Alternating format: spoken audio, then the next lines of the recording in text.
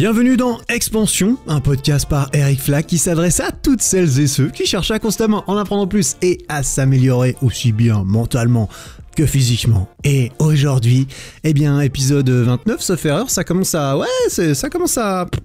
faire pas mal, je suis assez content, 6-7 mois, 6-7 mois, on continue, on tient la route, là on va partir sur 2 ans. Allez, vas-y, je signe là maintenant je signe sur...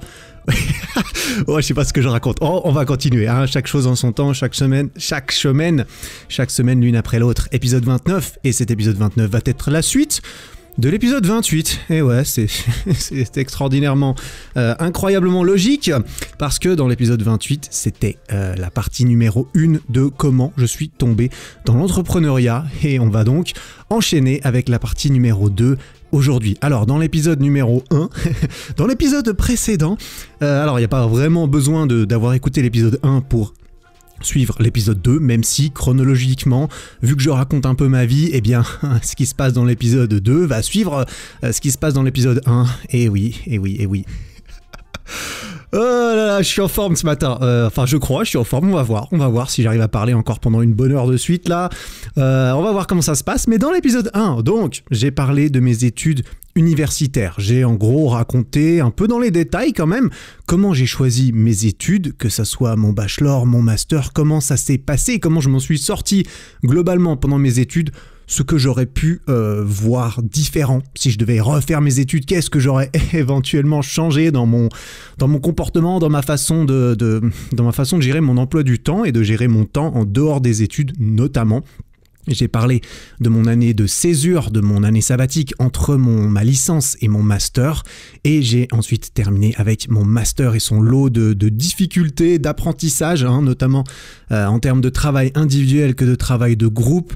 Ça, c'était la première année de mon master, et ensuite je suis parti en échange en Australie pour terminer mes études, pour terminer mes derniers examens, mon dernier semestre de cours, juste avant de revenir en Suisse. Là, après avoir bien repoussé, après être parti en vacances un petit peu en Australie, en Nouvelle-Zélande, je suis finalement rentré en Suisse, c'était sauf erreur en janvier 2016, et c'était là que je m'étais arrêté dans ce premier épisode. Donc après avoir bien repoussé le moment de rentrer et de devoir conclure mes études, conclure mon master avec un mémoire de master qui se fait soit en trouvant un stage et en écrivant un mémoire par-dessus, soit tout simplement en choisissant, en choisissant un sujet de recherche que des professeurs peuvent suggérer d'ailleurs, et en écrivant un papier de recherche dessus. Ça, c'était le dernier semestre, les 6 derniers mois de mes études. Et forcément quelque chose que j'étais obligé de faire pour enfin terminer avec ces histoires d'université. Et donc, dans cet épisode numéro 2 et ou le numéro 3 qui pourrait éventuellement voir le jour, ça dépend de la durée de celui-ci, je ne sais pas si je vais réussir à tout couvrir, je suis pas sûr en vrai, et je vais prendre mon temps, on dira, histoire de raconter ces choses une fois pour toutes, et dans les détails, j'ai vu que j'ai reçu pas mal de retours comme quoi pas mal de personnes qui écoutent ce podcast sont intéressées aussi par ces aspects entrepreneuriaux. Et donc je vais raconter un peu mon expérience en détail là-dedans, on dira. Donc dans cet épisode numéro 2 ou numéro 3, on va voir comment ne pas chercher un stage, comment j'ai réussi à ne pas trouver de stage en perdant pas mal de temps, et donc ce que je conseillerais de ne pas faire quand on cherche un stage. Ensuite, je vais parler de comment j'ai rebondi à la suite de cet échec de recherche de stage, comment j'ai rebondi sur une autre obligation. Et puis voilà, comment tout ceci représente finalement 0 regret, parce que c'est la succession de ces événements, de ces échecs, de ces rebondissements qui au final m'ont amené à faire naître cette idée, à trouver l'idée et l'envie de lancer ce premier projet entrepreneurial auquel je vais finalement réussir à arriver, j'espère, dans ces épisodes. Et puis on verra comment j'ai réussi à faire d'une pierre 2 coups pour lancer mon projet et terminer mon master en même temps. Voilà. Et puis ensuite, bien sûr, on verra le projet en lui-même. Qu'est-ce que c'est que ce projet du début jusqu'à sa fin, parce que ce projet, je l'ai dit, c'est un projet dont je n'ai jamais parlé publiquement, je crois, et c'est quelque chose que j'ai arrêté ensuite avant de commencer sur YouTube. C'est quelque chose qui a duré environ 9 mois. Et pour te teaser un petit peu la chose, parce que ça risque peut-être d'être plutôt le cœur du 3e épisode de cette trilogie probable sur mon aventure, sur mes débuts dans l'entrepreneuriat. Eh bien, c'était une agence. J'ai lancé une agence de marketing digital dans laquelle je proposais à des entreprises mes services particulièrement expertisés, on dira, pour simplement booster leurs réseaux sociaux et donc booster leur vente et leur argent, parce qu'il faut parler argent, les gens, et voilà, c'est ça, c'est de ça dont on va parler. Et voilà, c'est un petit peu ce qui nous attend dans les épisodes numéro 2 et probablement numéro 3. Alors je ne pense pas que je ferai ces 3 épisodes à la suite parce que ça va faire un petit peu beaucoup, on va essayer de varier un petit peu les plaisirs. Je suis rentré il y a quelques jours de Barcelone, là où j'ai enregistré l'épisode précédent, et je suis du coup de retour en Suisse. À Barcelone, j'ai pu enregistrer une discussion avec Elio, qui n'a rien à voir avec l'entrepreneuriat, qui rebondit peut-être même un petit peu plus sur l'épisode d'avant, sur la spirale infernale. On a parlé un petit peu de souffrance et de création, c'était assez intéressant, et je pense que ça sera l'épisode de la semaine prochaine, du coup l'épisode numéro 30, et que je terminerai cette trilogie entrepreneuriale avec l'épisode 31 qui suivra par la suite. Voilà un petit peu le programme, comme ça t'es au courant de ce qui va se passer. Alors je vais commencer cet épisode gentiment, mais je vais d'abord revenir sur des messages vocaux qu'on m'a envoyés à la suite de l'épisode numéro 1. En tout premier, un petit message vocal de Lucas. Salut Eric, ou Monsieur Flag dira-t-on. Alors d'une part j'avais un retour à te faire par rapport à l'épisode de podcast sur l'entrepreneuriat. Personnellement, moi j'adore le storytelling parce que mine de rien on en apprend beaucoup sur nous-mêmes en se confrontant à l'expérience des autres. Et du coup, ce type de podcast j'adore, mais en plus quand c'est long, j'adore encore plus. Et d'autre part, j'avais une question à te poser. Je pense il est fortement probable que tu y répondes dans la partie 2, mais bon, dans le doute. Comment ça t'est venu l'idée de ton premier projet entrepreneurial, ou plutôt comment t'es arrivé là-dedans? Comment t'as eu l'idée de lancer ton premier projet? Surtout l'idée de ton projet, parce que c'est vrai que j'essaye d'en trouver un en ce moment, parce que en plus c'est dur avec les cours. Du coup, je voulais avoir ton avis, ton expérience, quoi. Merci beaucoup pour ton message, Lucas. Ça m'a fait bien plaisir d'entendre ça. Ça me fait toujours plaisir d'avoir du feedback. Et accroche ta ceinture, accroche tes écouteurs, parce que je crois que c'est exactement le sujet de l'épisode du jour. Là, je crois que cet épisode va vraiment se concentrer sur l'idée. Comment l'idée est née, comment est-ce que j'ai trouvé cette idée, d'où est-ce qu'elle est sortie, parce que quand là où on s'est arrêté à l'épisode précédent, quand je rentre de mes études, quand je rentre de mon échange, je n'ai encore aucune idée, je n'ai encore aucune envie entrepreneuriale. Tu vois, je suis pas né entrepreneur en me disant depuis toujours que j'allais lancer un bail. Non, c'est vraiment venu à la suite de cette année, après avoir terminé mes cours. Donc voilà, on va y arriver. Merci pour ça, Lucas. Ça va clairement. J'espère que cet épisode répondra à ta question. C'est fort probable.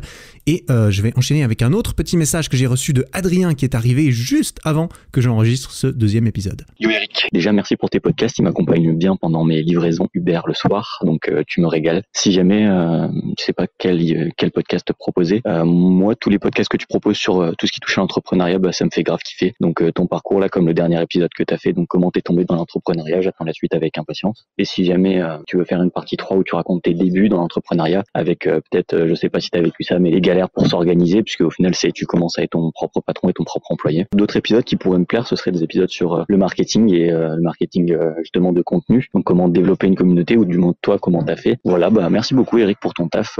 Moi ça me fait grave plaisir, j'aime beaucoup ce que tu fais. J'ai pas encore beaucoup de thunes, je travaille pour commencer à en faire avec mon projet, mais dès que j'en aurai, t'inquiète que je te mettrai bien, que j'achèterai les petites barres là pour faire le handstand et flexer un petit peu grâce à elle. Donc merci beaucoup pour ce que tu proposes, et ciao et bonne journée à toi. Merci pour ton message, Adrien. Mec, franchement, t'es un boss. Quand j'ai entendu ton message, je me suis dit, ce mec, c'est un boss. Ça fait vraiment plaisir de voir, entre guillemets, des mecs comme toi qui, du coup, je suppose, font du Uber Eats le soir. Et donc, tu fais ça le soir parce que t'as d'autres trucs la journée.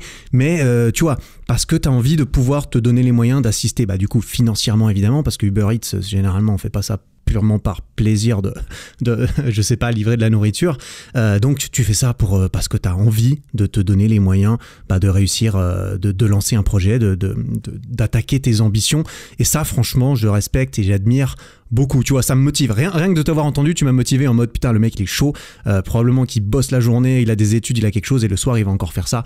À tous ceux qui m'écoutent et qui font ça, franchement, les gars et les filles, les gars et les meufs, franchement, respect, ça, je kiffe. Bref, tout ça pour dire, mec, oui, ça va venir, t'inquiète pas. Clairement, je vais parler de comment j'ai commencé tout cela, parce que là, toutes ces histoires d'être son propre patron, son propre employé, t'inquiète pas que j'ai dû apprendre à gérer ça, et ça viendra dans des épisodes suivants, dans lesquels je raconterai, parce que la suite chronologique de cette histoire d'entrepreneuriat, c'est qu'une fois que j'ai lancé et arrêté ce premier projet, avec un certain succès, mais des conclusions intéressantes et mitigés qui m'ont amené à lancer ma chaîne YouTube, eh bien je ferai des épisodes sur comment j'ai commencé sur les réseaux concrètement à partir de zéro, la suite de cette histoire, et je parlerai aussi évidemment de marketing et de ce genre de choses. Ça arrivera dans les semaines, dans les mois à venir, on verra en fonction de l'envie, de l'inspiration, d'entrecouper tout cela avec des discussions, avec des interviews et ce genre de choses.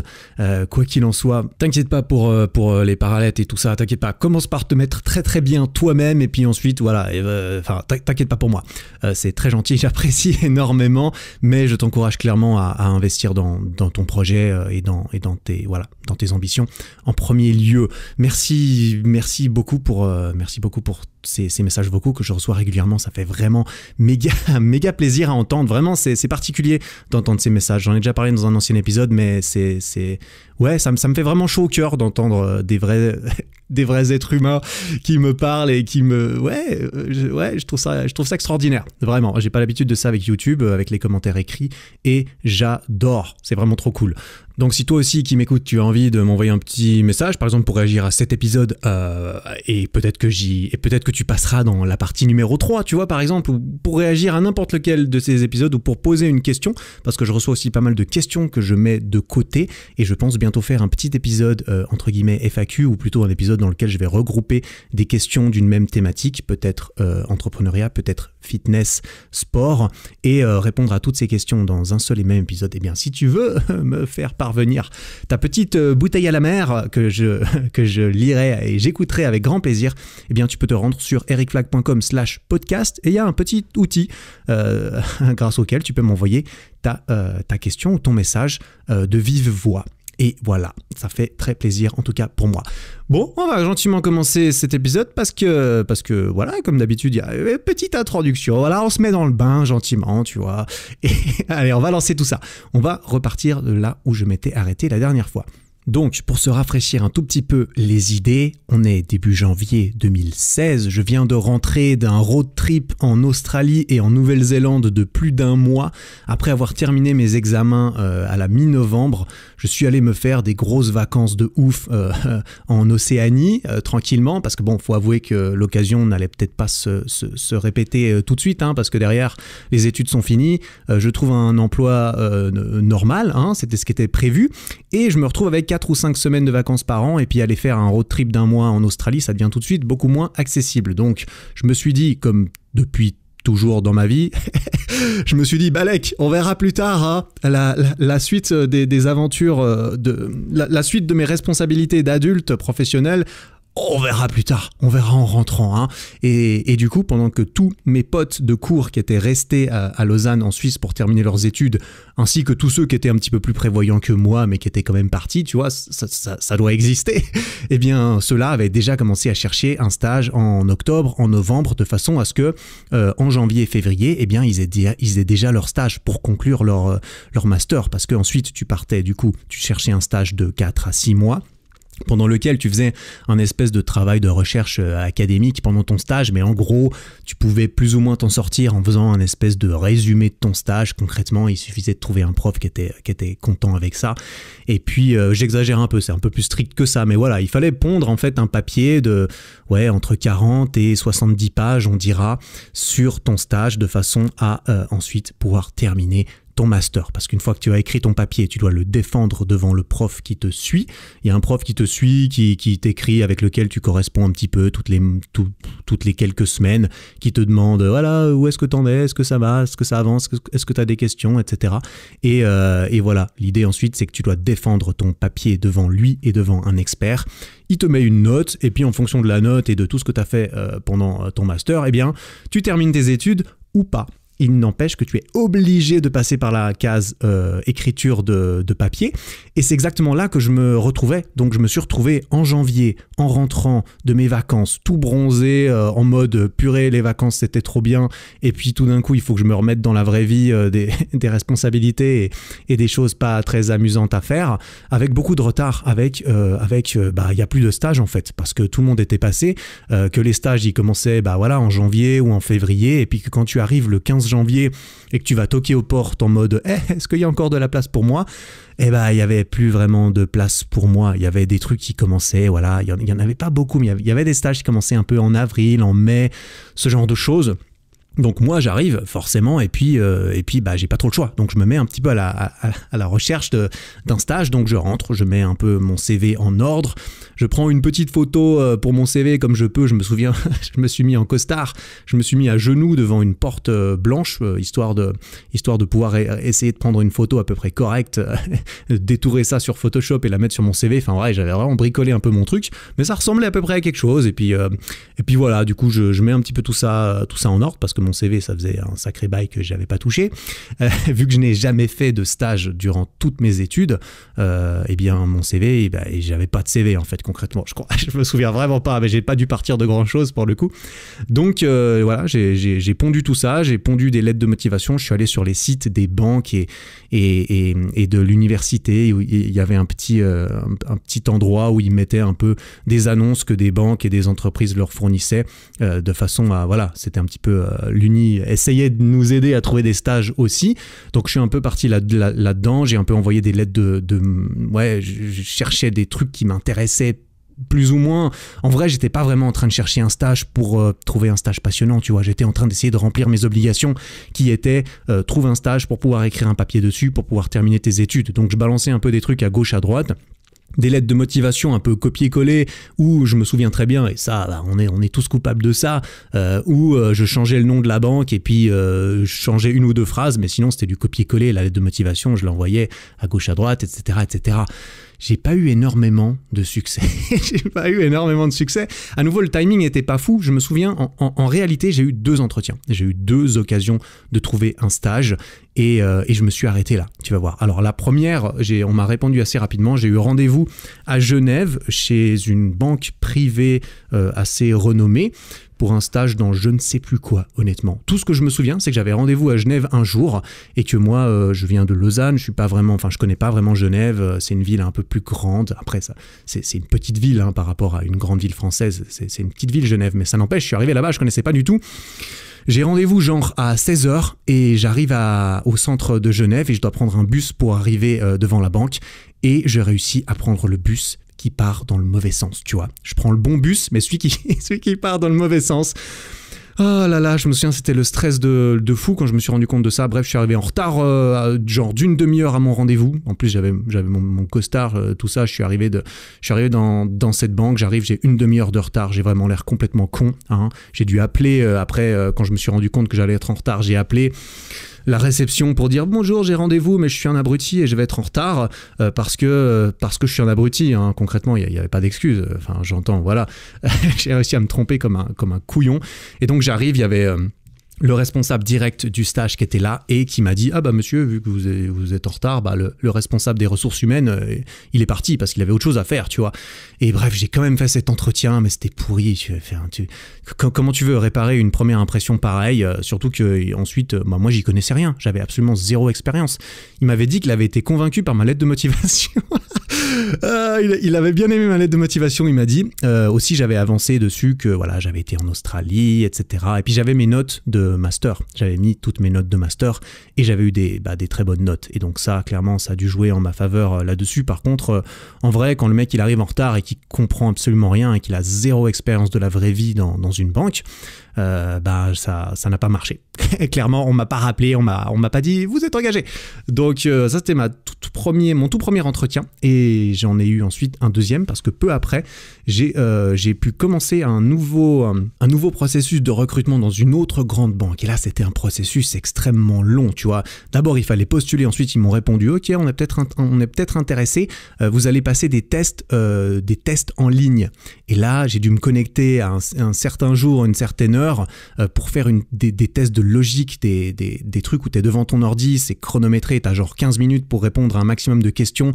Genre il me donnait tous les états financiers fictifs d'une banque, il y en avait des pages et des pages, et puis il y avait une liste de questions auxquelles répondre. Et le but c'était en fait de tester comment est-ce que tu arrives à t'en sortir rapidement avec peu d'informations, comment est-ce que tu t'organises quand tu vois, le but c'était que tu ne puisses pas terminer. Il y avait suffisamment de questions pour être sûr que tu ne réussisses pas, et il y avait des questions très intelligentes. Je me souviens par exemple, il y avait une question qui disait quel a été, je sais plus, quel a été le bénéfice, la perte de l'exercice 2018, un truc du genre.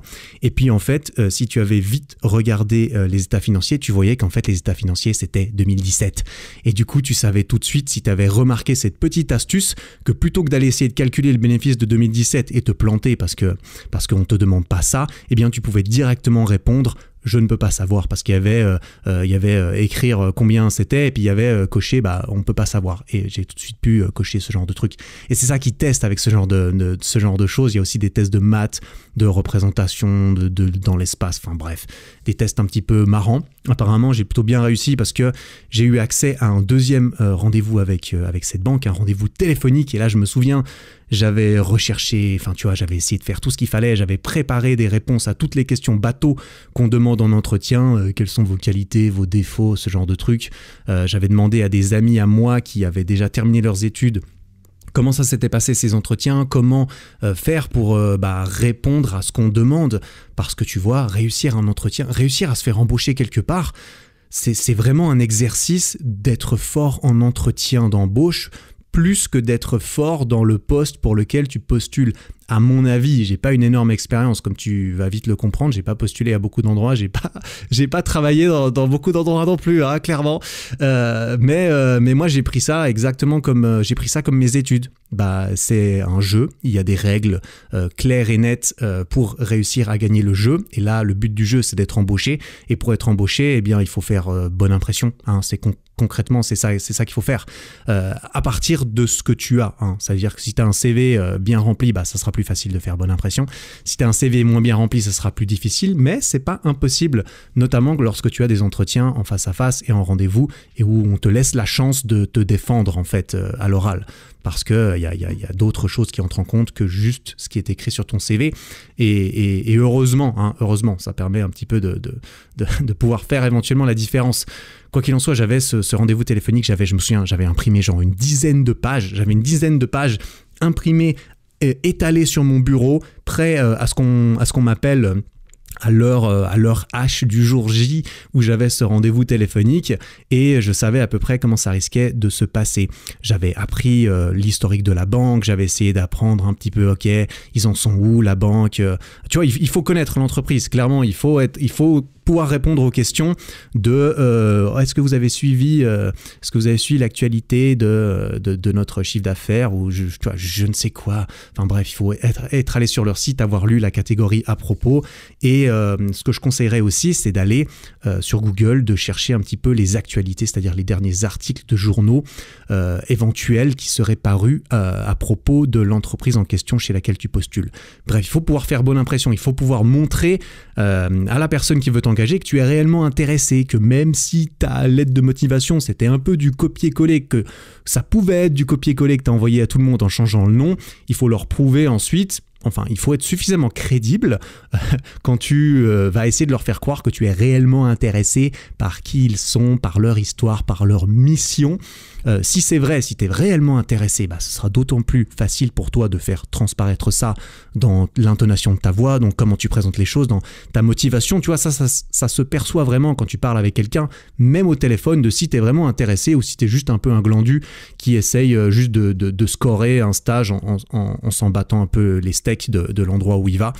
tu vois, moi qui suis aujourd'hui un petit peu, moi qui ai déjà engagé des gens aujourd'hui pour travailler avec moi, eh bien je me rends compte que c'est important.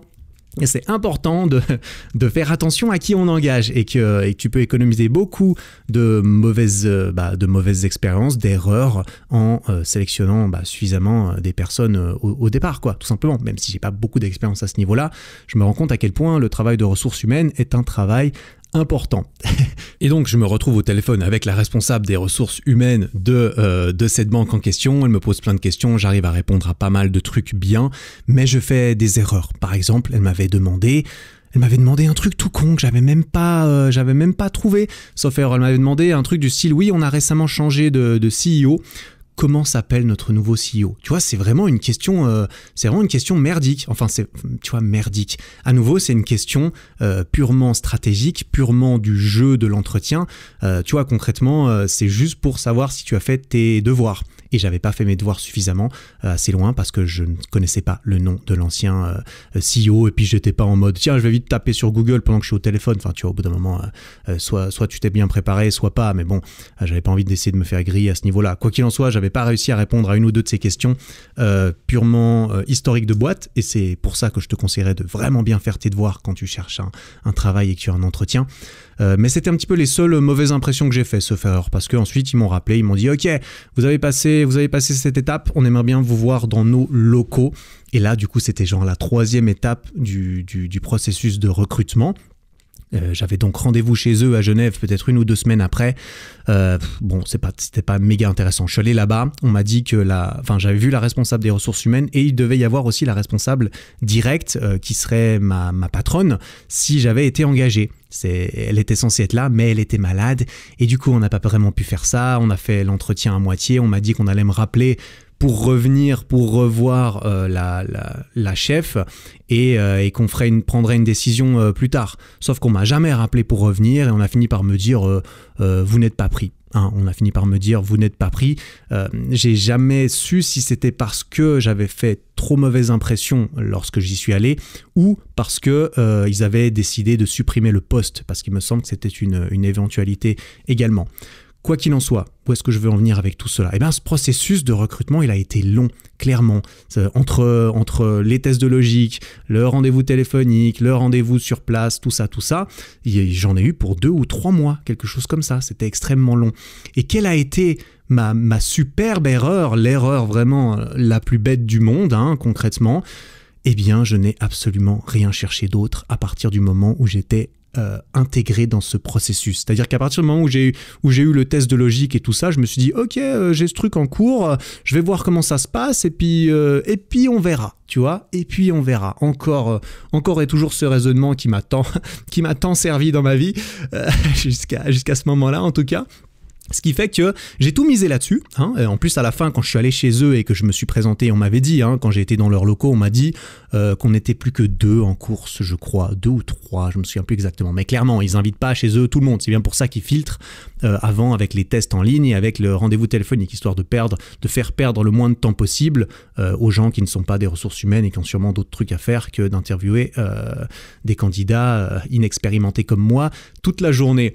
Et du coup, c'est exactement ça que j'ai fait. Je me suis dit, ok, très bien, j'ai ce truc, ça a l'air pas mal, ce serait bien de scorer ce stage.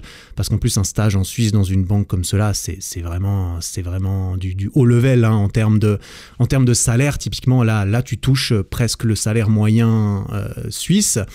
Tu gagnes, là, dans ce stage, j'aurais gagné plus que si j'avais bossé, par exemple, au supermarché à 100%. Sachant que, voilà, dans un stage en France ou un stage normal en Suisse, tu gagnes que dalle. On est bien d'accord, tu gagnes 1000 balles par mois et tu peux rien faire avec ça. Donc là, c'est vraiment c'est quand même des stages, ces banques, généralement, elles payent bien leurs employés, il me semble, et ça commence déjà au niveau du stage. Donc j'étais là, ok, ce stage a l'air cool, je pourrais sûrement bidouiller un mémoire par-dessus et puis ça me ferait de l'expérience dans une banque, ce qui me servira pour, lorsqu'il sera temps de trouver un vrai travail. Et donc je me suis accroché à ça Et à la fin, après 3 mois, sachant que ça faisait déjà 2 mois que je cherchais un petit peu avant, j'avais cherché des trucs, enfin tu vois, j'avais pas vraiment le time, parce que si je voulais pas perdre un semestre, il fallait que je puisse présenter mon mémoire soit en juin, soit en fin août.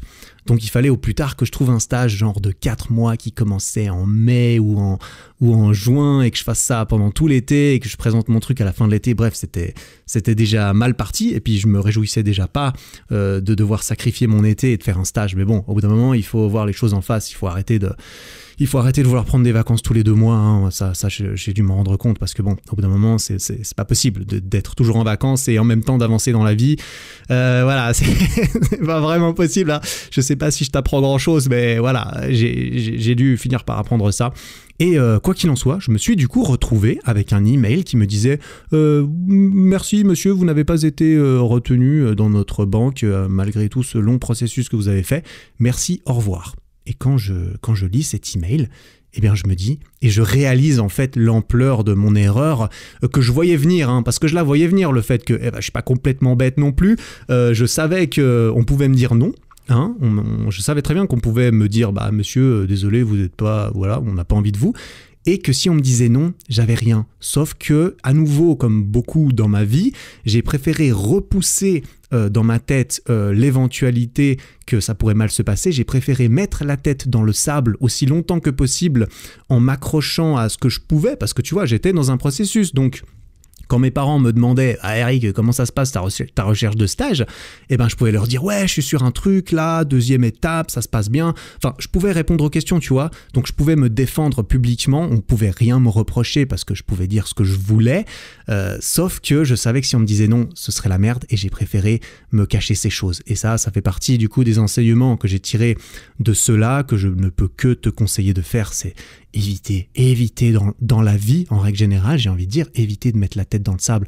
Quand tu sens qu'il y a un petit truc que tu devrais faire, qu'il y a un petit truc que tu fais pas dans les règles de l'art qui pourrait te retomber dessus avec une probabilité tout à fait correcte, la première fois que ça te retombera dessus, peut-être que ça te servira de leçon un petit peu comme moi. Comme moi, ça a été le cas à ce niveau-là parce que, en gros, je me suis retrouvé au mois de juin, sauf erreur, avec absolument rien. 0, vraiment. J'étais rentré en janvier, je me suis retrouvé en juin, j'avais 0. Tout ce que j'avais, c'était de l'expérience dans la recherche de travail, qui n'était pas hyper fructueuse parce que j'avais fait que 2 entretiens, tu vois. C'était même pas comme si j'avais appris énormément de choses là-dedans. Et ce que j'avais d'autre, c'est aussi ce qui m'a aidé à garder la tête dans le sable, c'est qu'en fait j'avais passé ces 6 mois, je passais pas toutes mes journées à rechercher du travail, hein, qu'on s'entende, on est bien d'accord. Une fois que j'ai fait 2 postulations dans une semaine, manifestement ça me suffisait pour la semaine. Et du coup, j'en profitais pour aller faire la teuf non-stop.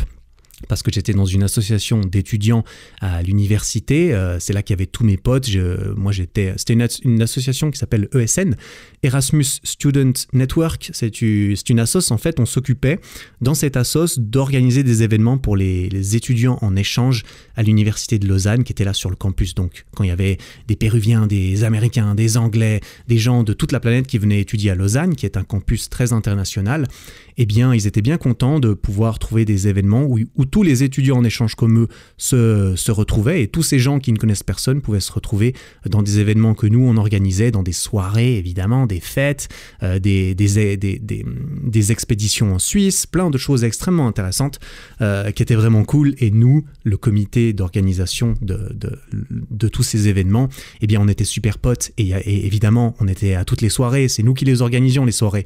Moi j'étais justement responsable fête. J'avais postulé au poste de responsable fête de ce semestre-là, de ces 6 mois, et du coup j'ai été élu, hein, voilà. Ça faisait déjà 6 mois, 1 an que j'étais dans cette assoce avant de partir en Australie.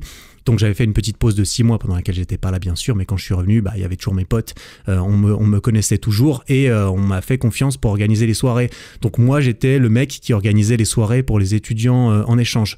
Donc déjà t'as un certain statut entre guillemets parce que tu es le responsable fête, tu vois, tu es le mec qui est à toutes les soirées, qui organise en plus les soirées, qui a tous les pouvoirs. Si le mec te dit attends, si moi j'ai envie d'aller derrière le bar ou de laisser quelqu'un aller derrière le bar pour se servir à boire, eh bien je pouvais, tu vois, c'était un petit peu évidemment, on n'était pas payé, hein, c'était complètement bénévole, ces histoires d'association.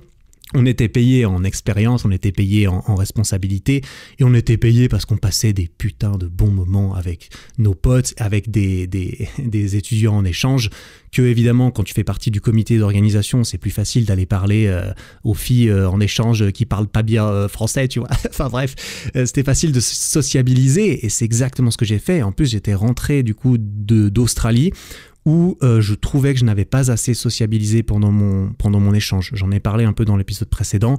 J'avais une fille dans la tête. En plus, j'étais pas particulièrement... c'est quand j'ai commencé à me prendre un peu plus en main physiquement, etc. J'avais pas encore masse confiance en moi. Et c'est là, en rentrant, que j'ai commencé aussi à avoir plus confiance en moi. J'avais aussi mon histoire d'oreilles, mon histoire de cheveux, mon histoire de complexe qui s'était un petit peu défait, qui commençait à s'améliorer beaucoup. J'en avais parlé du coup dans l'épisode en question dans lequel je parle de ça. C'était pendant ce moment-là que j'ai commencé vraiment à plus m'accepter, à avoir plus confiance en moi du coup, et à plus facilement aller vers les autres et sociabiliser, etc., etc. Et du coup, c'est exactement ce que j'ai fait. J'ai passé ces 6 mois à faire la teuf, à rencontrer des filles. Je me souviens, j'ai fréquenté 1 ou 2 filles au début, et ensuite j'ai trouvé une copine. Je me suis trouvé une copine pour un bon moment pour le coup. Et je faisais la teuf. Et quand tu es responsable soirée, bah c'est cool, hein, d'accord, c'est cool, t'es le chef, etc.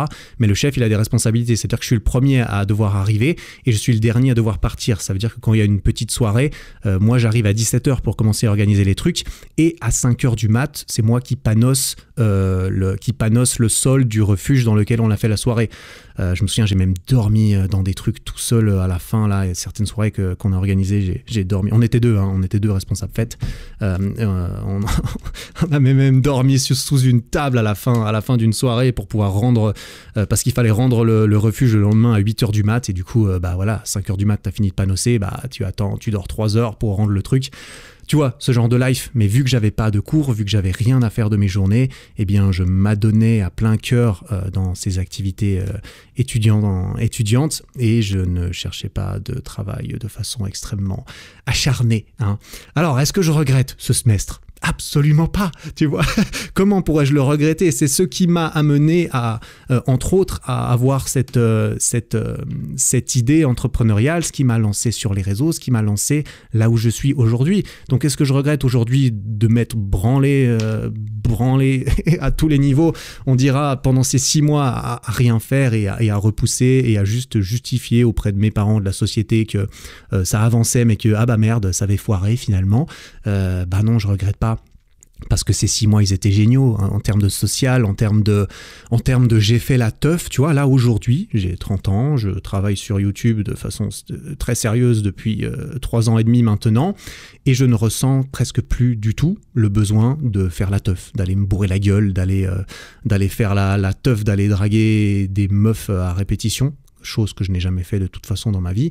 Je ne ressens plus du tout ce besoin aujourd'hui de faire la fête, voilà, parce que je suis concentré sur mon travail, et aussi parce que j'ai l'impression que j'ai quand même assez bien profité pendant mes très longues études, pendant lesquelles j'avais du coup de la facilité au niveau des cours, j'avais de la facilité dans mes études, et ça me laissait du temps aussi à côté pour expérimenter la vie sociale, faire la teuf, me coucher très tard, me lever très tard, rater les cours du lendemain, etc. Parce que les soirées étudiantes, c'était le jeudi soir, et du coup, les cours du vendredi matin, j'aime autant dire que c'était pas ceux avec le taux de présence le plus élevé, en tout cas en ce qui me concerne. Donc voilà, aujourd'hui, j'ai peut-être l'air assez sérieux, et je le suis. Mais j'ai eu ma dose de folie, de teuf et d'insouciance, hein, clairement, de repousser au lendemain ou à la semaine prochaine ce que je devrais peut-être faire aujourd'hui. Ça, tu peux me croire, j'ai connu, et je reconnais le sentiment maintenant, le sentiment de procrastination et de culpabilité. Au bout d'un moment, quand tu le connais, que tu arrives à le reconnaître, c'est une question de est-ce que je vais continuer de me mentir à moi-même pendant très longtemps? Est-ce que je vais continuer de garder la tête dans le sable en sachant que je suis en train de faire une erreur que je vais payer plus tard? Ou est-ce que je décide d'être honnête, de regarder un petit peu plus les choses en face, d'apprendre de toutes ces fois où j'ai gardé la tête dans le sable et d'être au clair avec moi-même que, en fait, c'est perdant.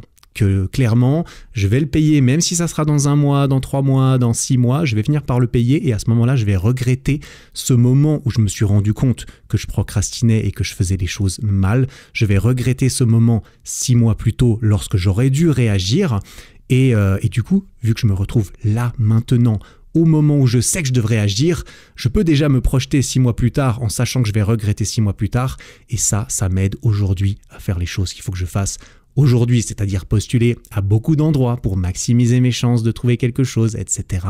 etc. Voilà, j'espère que tu peux éventuellement apprendre un petit peu de mes erreurs et de mes conclusions à ce niveau-là, parce que voilà, c'est tout un processus. Je pense que quand tu l'expérimentes, quand tu te trompes et que tu prends le temps de comprendre pourquoi tu t'es trompé, comment éventuellement faire pour moins te tromper, ça aide beaucoup, mais je pense qu'on peut aussi beaucoup apprendre des expériences des autres et que ça peut nous aider à perdre moins de temps. En tout cas, c'est ce que j'espère. Dis donc, je parle, je vois que le temps file.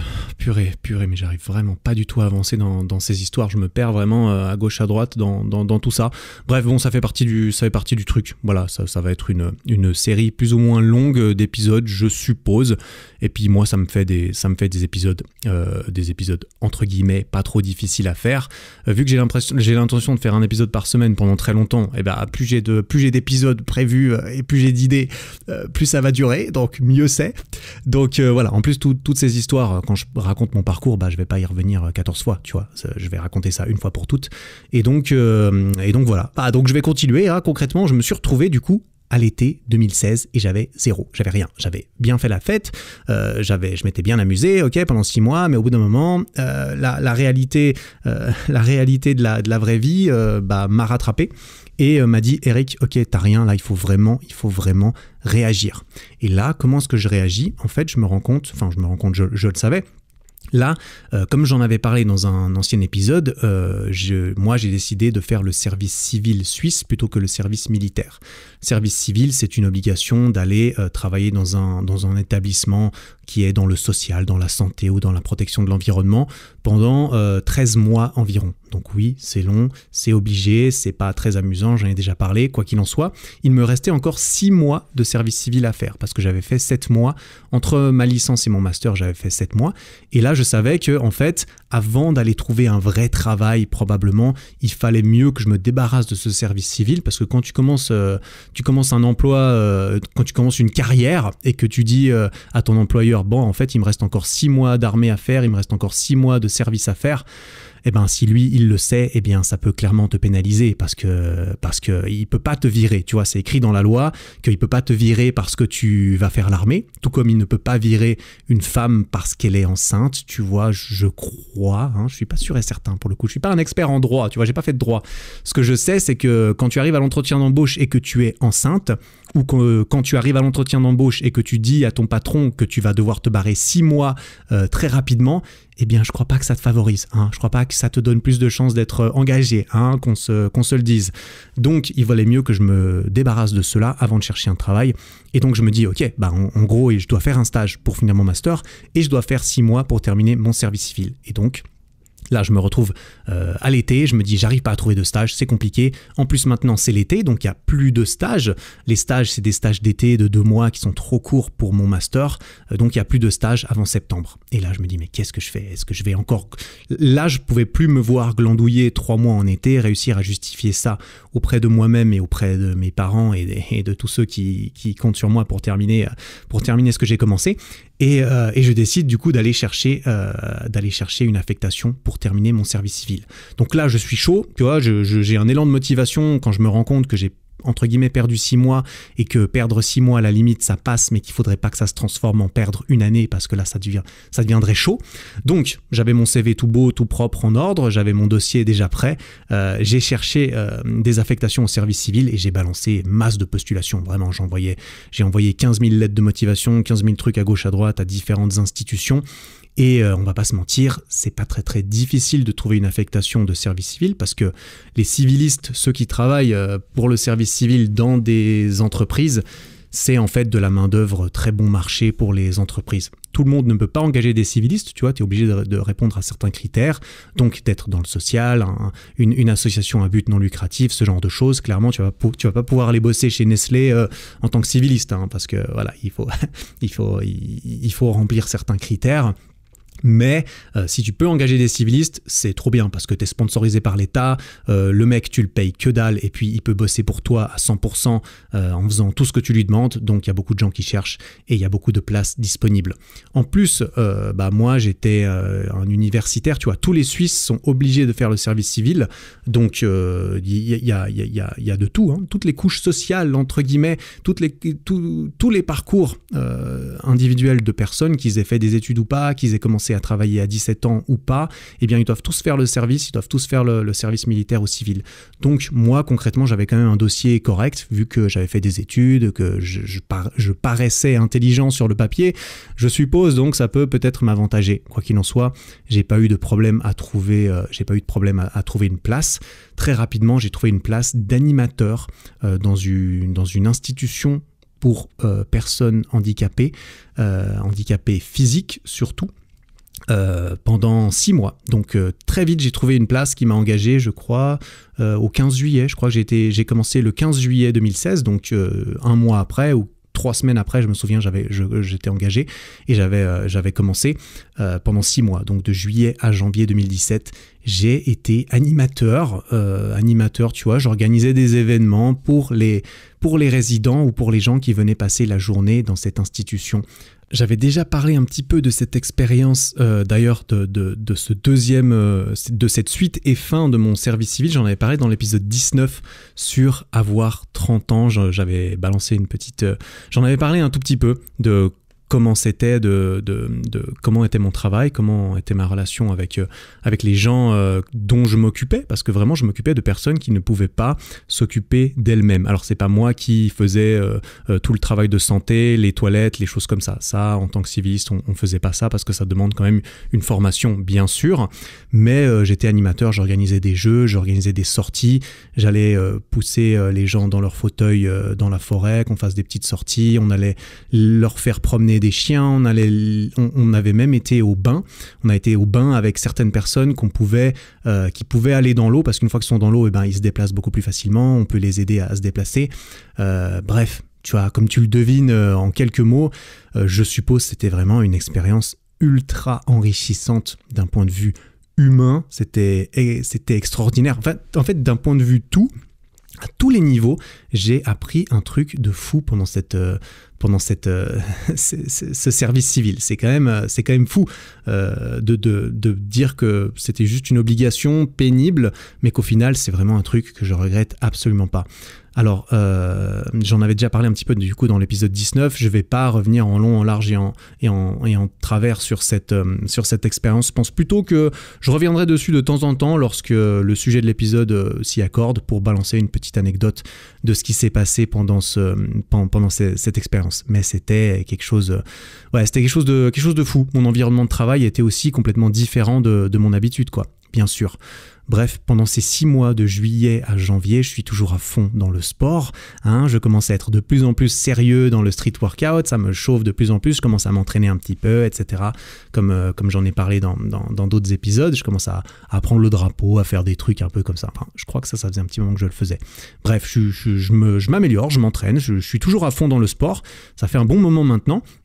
Mais au contraire de mon premier service civil, du coup, qui était 2 ans avant. Ouais, non, c'était effectivement 2 ans avant que j'ai eu le déclic, que j'ai commencé à m'entraîner très bien. Voilà, à ce moment-là, c'était mon obsession. 2 ans avant, pendant mon premier service civil, j'en avais parlé dans l'épisode 12, j'en avais parlé de cette première affectation de service civil. Pendant cette affectation, j'ai eu en fait le déclic dont je parle, qui était que oui, c'est une obligation le service civil, oui, c'est quelque chose auquel j'ai pas le choix, Oui, c'est pénible, ça me prend 42 heures par semaine, plus les transports d'aller et de revenir de là-bas, et ça me mange ma semaine. Mais ce que je me suis rendu compte, c'est que, en fait, en dehors de ces 42 heures, eh bien, j'étais libre. J'étais libre de voir ça comme une punition, comme quelque chose de pénible que j'allais devoir subir, ou j'étais libre de voir ça comme une opportunité. J'ai ces 6 mois pendant lesquels ces 42 heures sont bloquées, mais je remplis mon contrat au niveau de la société. C'est-à-dire qu'à partir du moment où je vais au travail et je fais mes jours, eh bien personne ne peut rien me dire et rien me reprocher. Ça veut dire que j'ai le champ libre, j'ai carte blanche pour faire ce que je veux déjà en dehors de mon travail et même pendant le travail. Ça, c'est clairement quelque chose que j'ai appris pendant ces expériences professionnelles obligatoires que j'ai eues, parce que concrètement, ça fait partie des seules expériences professionnelles que j'ai eues dans ma vie avant de me lancer à mon compte, on dira. Donc j'avais clairement cette expérience de la première fois. Et la première fois, j'étais obsédé par le sport, la nutrition, et c'était à ce moment-là que j'ai compris comment bien m'entraîner. Et donc, je ne pensais qu'à ça, je ne faisais que ça. Je lisais des livres de nutrition, j'allais m'entraîner tous les midis à ma pause au sport. Je rentrais le soir, j'écrivais dans mon petit carnet ce que j'avais fait à l'entraînement, et je me réjouissais de ce que j'allais faire le lendemain à l'entraînement. Tu vois, c'était ça ma vie. Et puis, en attendant, bah oui, je remplissais mon contrat, j'allais travailler, je faisais les tâches un petit peu gnangnan et bidon qu'on me faisait faire, remplir des enveloppes, aller faire les courses, sortir les poubelles, enfin tu vois, faire un peu de compta, voilà, t'es vraiment un homme à tout faire quand tu es civiliste, parce que t'es pas cher, et donc même si tu fais rien, bah c'est pas grave, parce que t'es tellement pas payé que même si tu fais rien la moitié du temps, ils s'en foutent, t'es quand même rentable, quoi qu'il en soit. Ce coup-ci, pendant cette affectation, eh bien, j'étais animateur, j'étais sur le terrain, j'étais pas devant un ordinateur pendant lequel je pouvais lire des livres en faisant semblant de travailler. Ça, c'est ce que j'avais fait dans ma première affectation. J'étais clairement libre de faire beaucoup plus de choses dans ma première affectation où j'avais un travail de bureau normal. Tu vois, c'est beaucoup plus simple de glandouiller quand tu fais un travail de bureau plutôt que quand tu es bûcheron, par exemple. Enfin, je sais pas, tu vois, quand tu es sur le terrain, il faut que ça avance, il faut que tu bouges, tu peux pas genre lire des livres et faire autre chose sans contre-marque en plus. Donc là, j'étais beaucoup sur le terrain et j'étais beaucoup moins obsédé par la nutrition et l'entraînement parce que ça commençait à devenir une habitude tellement bien intégrée dans mon emploi du temps qu'elle me prenait plus autant d'espace mental que la première fois où j'y pensais tout le temps. Et quand j'y pensais tout le temps, bah, pouvais penser à rien d'autre. Là, c'était intégré à mon emploi du temps, c'était intégré à ma vie, et donc j'avais plus besoin de penser au fitness et à la nutrition.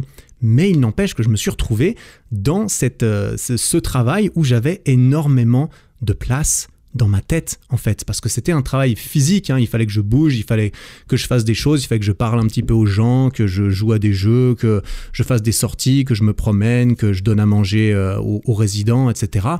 Mais tu vois, dans ma tête, j'avais aucune obligation. Il y avait quand même assez peu de stimulation intellectuelle pendant ce travail. Il y avait une forte stimulation émotionnelle. Tu vois, il fallait être capable. Tu vois, quand tu travailles dans le social, quand tu travailles avec des personnes handicapées, il faut être empathique. C'est très très important. Mais voilà, il y a une différence entre les émotions et l'intellect, je pense. Et autant au niveau émotionnel, j'étais parfois submergé. Tu vois, clairement, quand tu t'occupes de personnes qui ont la sclérose en plaques, que tu es dans une... En fait, c'est cette institution, pour tous ceux qui y habitaient, c'était presque des soins palliatifs, hein, on va pas se mentir, des soins palliatifs étirés.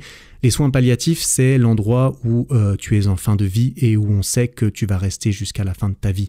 Et pour pas mal de ces personnes, c'était le cas. Quand tu as la sclérose en plaques, ça ne peut que se dégrader. Tu vois, malheureusement, c'est incurable, c'est très très triste et très très fort de voir des personnes qui sont à différentes étapes de cette maladie sur place, parce que ça commence, t'es debout et finalement, boum, du jour au lendemain, tu peux perdre tes jambes, boum, du jour au lendemain, tu peux tout perdre sauf ta tête, et là, tu te retrouves allongé dans un lit toute la journée, tu n'as plus aucun choix, tu ne peux pas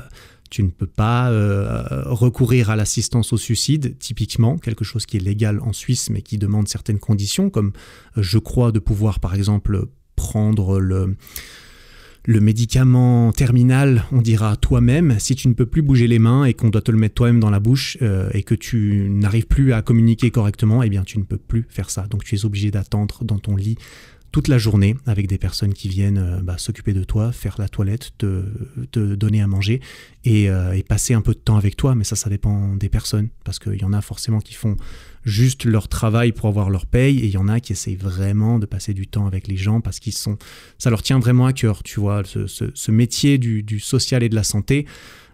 C'est impressionnant, ça demande une certaine vocation à mon avis, d'aimer les gens et d'aimer s'occuper des gens, mais vu que c'est un métier qui est peu reconnu en termes de qualification, on part du principe en fait dans la société, j'ai l'impression, en tout cas là où j'étais, que là n'importe qui peut s'occuper de quelqu'un, en fait n'importe qui peut donner à manger, n'importe qui peut faire la toilette à quelqu'un ou presque, et donc ce sont des emplois qui sont peu rémunérés, qui sont peu valorisés.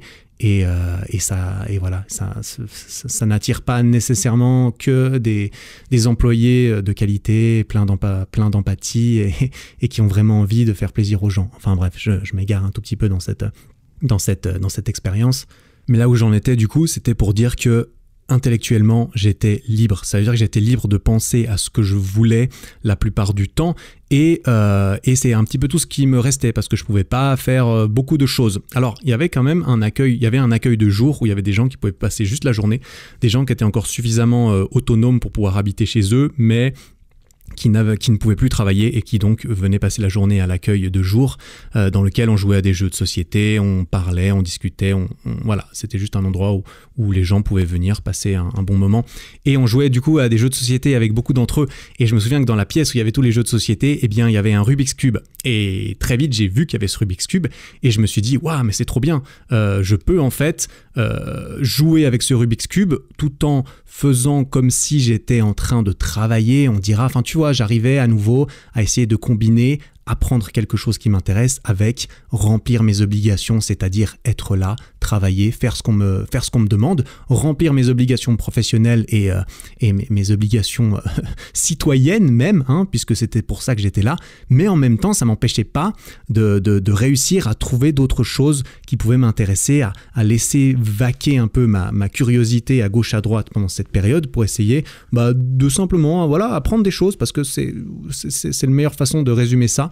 Et je m'étais rendu compte à quel point c'était intéressant d'apprendre des choses intéressantes, tu vois. Et les choses intéressantes, c'est à toi, c'est à moi de déterminer qu'est-ce que c'est. Ça change pour chacun. Toi, peut-être qu'un Rubik's Cube, ça te parle absolument pas, mais que si tu étais tombé sur un livre sur les chauves-souris au Moyen-Âge, peut-être tu t'aurais trouvé ça passionnant, tu vois. Moi, je pense pas que ça m'intéresserait. L'évolution de la chauve-souris ces 500 dernières années, tu vois, ça m'intéresse pas. Mais c'est propre à chacun. Et quand j'ai vu ça, je me suis dit, waouh, super, ça veut dire que je peux prendre ce Rubik's Cube, jouer un petit peu avec, pendant que je fais une partie de domino avec l'un des résidents, c'était pas un résident, je me souviens, des bénéficiaires, je crois, on appelait ça on les appelait les bénéficiaires, parce que tu vois, il y a forcément une charte de nom à respecter. On parle pas d'handicapés. Là-bas, on parle de personnes qui vivent avec un handicap, tu vois. Ça, j'en avais déjà parlé, je crois. Tout ce genre de choses que tu apprends sur le terrain, qui est assez amusant, enfin ça fait partie du métier et des choses dont je me souviens manifestement. Mais pendant que je jouais au domino, qui est quand même une activité assez peu stimulante, les dominos, c'est vraiment, est-ce que j'ai un truc avec un 5 ou un 2, oui ou non, tu le mets, il n'y a pas de stratégie, il n'y a pas grand-chose. Quand on jouait au Uno, au moins il y a un tout petit peu de stratégie au Uno, même si c'est quand même vachement limité. Quoi qu'il en soit, pendant que l'autre joueur, le bénéficiaire, il réfléchissait à quel domino il allait pouvoir mettre, moi j'avais mon petit Rubik's Cube, je le sortais, j'essayais de l'apprendre, etc., de le résoudre par moi-même, et très vite je me suis retrouvé, je me souviens, à regarder des vidéos sur comment résoudre un Rubik's Cube. J'avoue, je suis coupable, je ne sais pas si quelqu'un qui travaillait avec moi, parce que j'étais avec des collègues extrêmement sympathiques et ça a vraiment fait partie de rendre cette expérience très bonne, c'était que mes collègues étaient très gentils avec les employés, très impliqués dans leur travail et très gentils avec moi, et on était tous plus ou moins potes et c'était vraiment cool.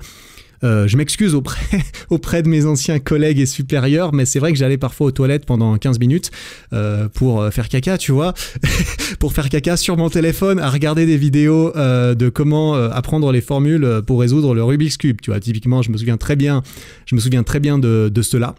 Je me souviens d'autres choses par exemple, et ça je vais te le mentionner, c'est que comme je l'ai dit, c'était un travail physique, j'avais pas beaucoup d'options de glandouiller sans surveillance, sans que personne me demande de faire quelque chose d'autre. Donc j'étais pas souvent libre physiquement, mais j'étais libre physiquement quand j'allais aux toilettes. Hein. Et ça c'est le conseil que, enfin je sais pas si c'est un conseil, mais non, je vais pas donner de conseil, je vais juste raconter ce que moi j'ai fait, et puis tu en tireras les conclusions qui s'appliquent pour toi. Mais vu que j'étais dans une institution pour personnes handicapées physiques, eh bien les toilettes, elles étaient toutes adaptées aux handicapés. Donc les toilettes, elles faisaient toutes 6 mètres carrés, tu vois, elles étaient énormes, elles étaient grandes, et je me souviens très bien que parfois j'allais aux toilettes pour faire des handstands.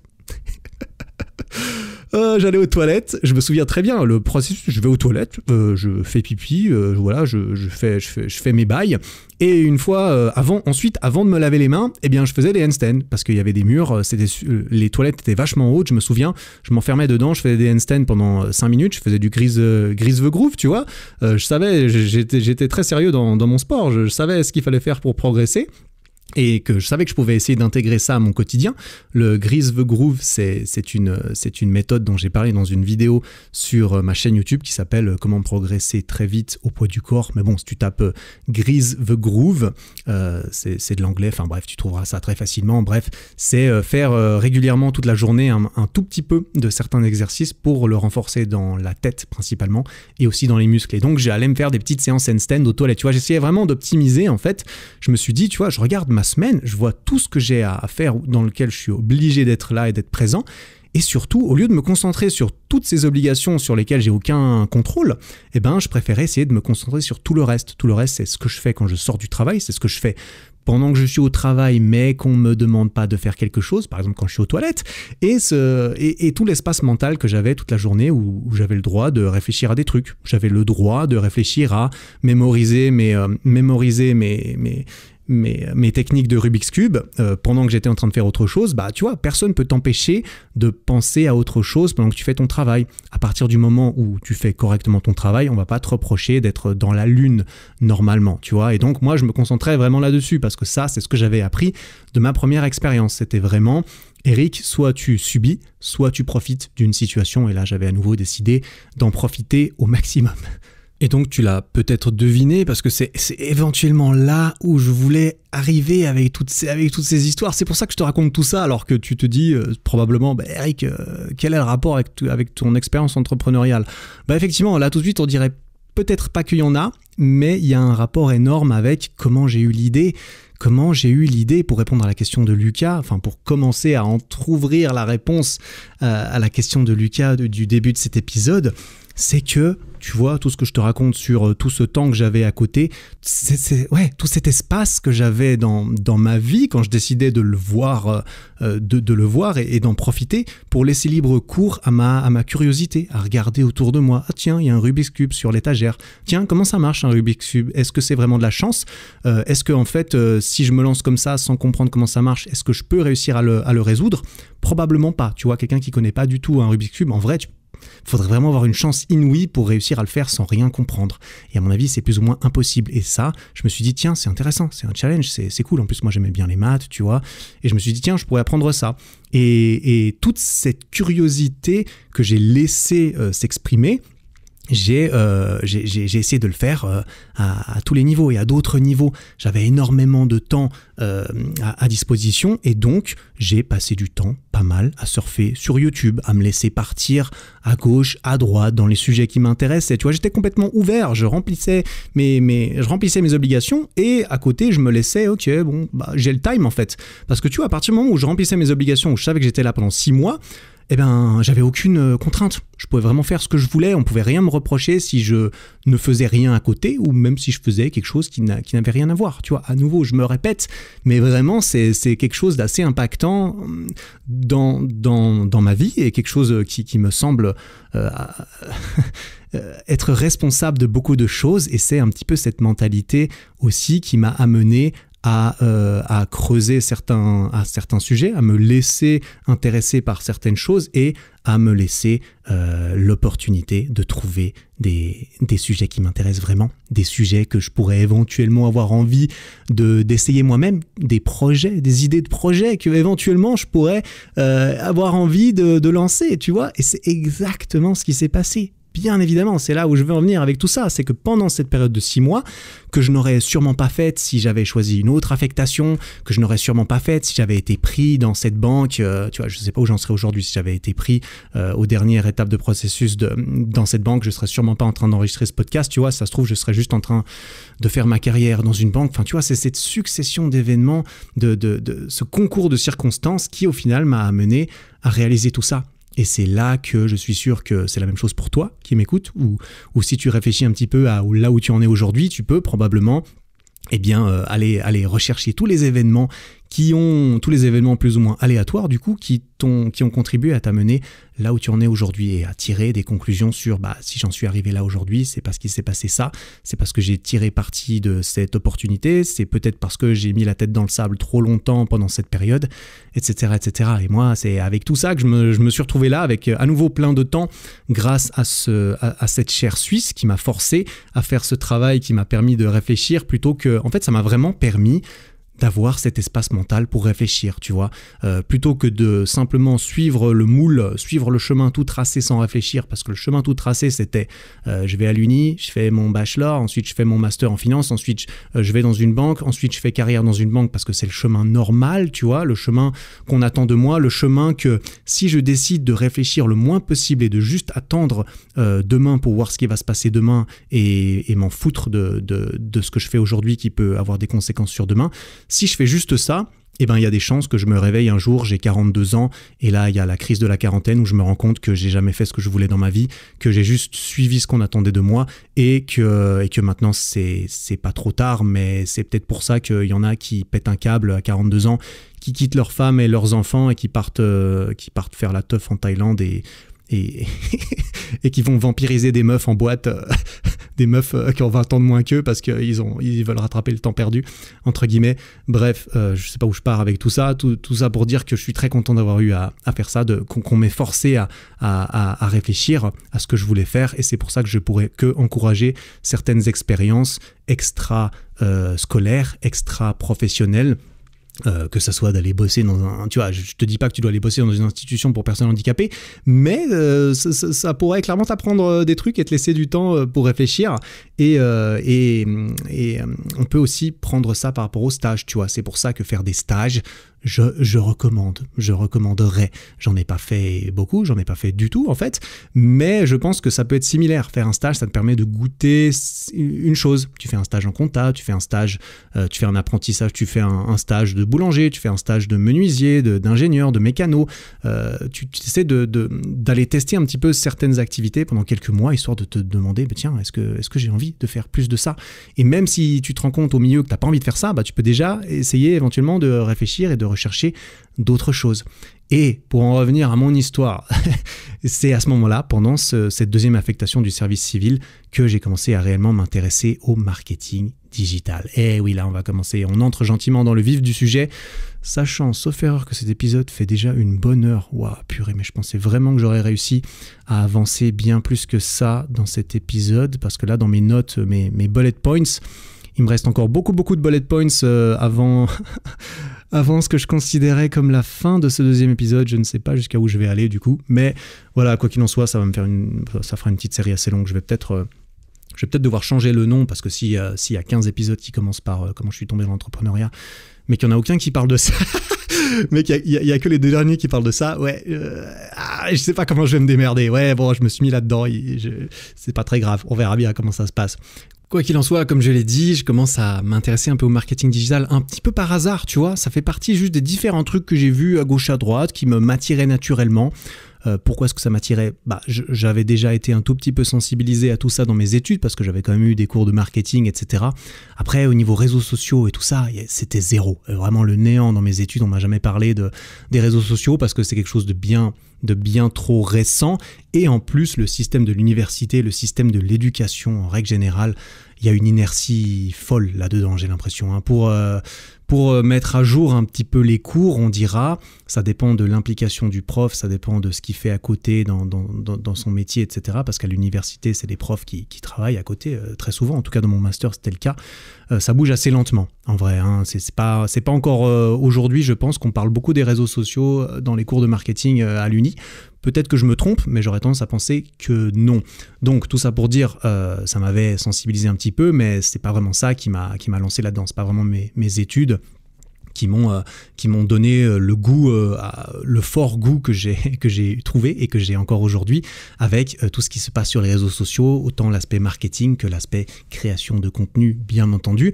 Quoi qu'il en soit, j'ai commencé à regarder un peu des trucs à gauche, à droite, parmi plein d'autres choses. Du coup, c'est juste que apparemment, ces histoires de marketing, ça m'a attiré un petit peu plus. Du coup, je me suis dit, tiens, ça m'attire un peu, je vais creuser un tout petit peu. Je commence à regarder plus de vidéos là-dessus et je commence aussi à me faire cibler par des publicités ciblées sur le marketing, bien sûr. Donc, ces pubs de mecs, tu vois, le cliché du stéréotype du mec vendeur de rêve, vendeur de formation, on dira, qui apparaît avant ta vidéo YouTube et qui te dit « Ouais, tu veux devenir riche sur Internet, suis ma formule, suis ma méthode, achète ma formation à 1 500 € et tu pourras devenir riche toi aussi facilement parce que c'est possible aujourd'hui, c'est nouveau, c'est la dernière technique à la mode pour devenir riche sur Internet, etc.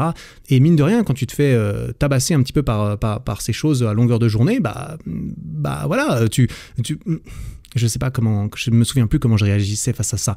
J'étais pas du tout en train de me dire c'est des foules charlatans les mecs qui racontent que de la merde et ils veulent juste se faire des thunes sur mon dos. J'étais partagé entre ça et entre le fait que ouais, mais ces gens, ils ont probablement réellement réussi. Je le vois qu'il y a des gens qui réussissent à faire là-dedans, tu vois. Je voyais ces créateurs, ces influenceurs, ces personnalités sur les réseaux sociaux qui étaient à la base random. Tu vois, on parle pas de Justin Bieber qui a 200 millions sur Instagram. On parle de Jean-Jacques Influx. Jean-Jacques Influx, qui a créé son compte sur Instagram et qui a commencé à devenir populaire et à pouvoir gagner sa vie en faisant ça, alors qu'il n'est ni chanteur, ni acteur, ni quoi que ce soit. Tu vois, c'est juste Jean-Jacques Influx qui, par la force des choses, est devenu influenceur, tu vois, comme quoi le monde est bien... Le monde est bien fait.